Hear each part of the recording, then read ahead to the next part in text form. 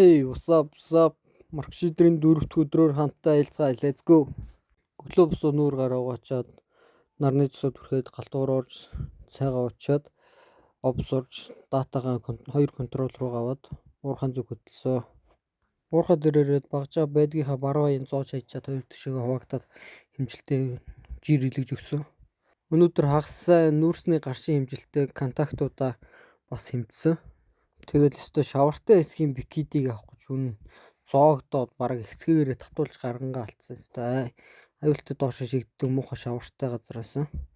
Тэгээд шавартай эсхийн хэмжилтийг хийчээд том оврын дээдлийн сайхан молдогтоод тэгшлээд энэ өрмийн талбай бэлдсэн байсан. Тэрнийхээ бикидийг болон крисүүдийн шинээр авсан. Өнөөдөр тэгээ амар салхитай байсан нүүр ам өстө будаа болсон. Иймэрхүү.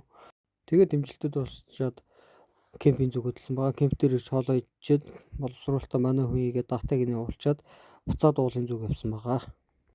Тэгээ өнөөдөр ер нь айгүй салхи шуургатай, тоосчлалтай үзэгдэх орчин маш муусын 4 замын уул зур бүр таг болсон. Түр зогсож, аваараа зогсож жагаад уул зураа нэвтрээ гараад тэгээ уулан дээр ирсэн байгаа.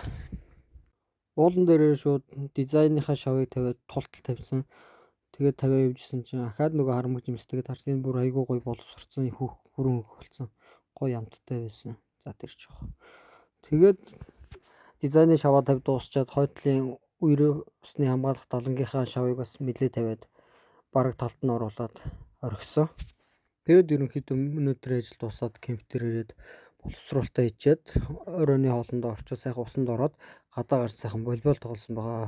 Орой волейбол тоглоод тэгээ орж амарсан. За сайхан амраарай миний Монголын ард түмээ. Маргааш уулзцгаая. Let's go.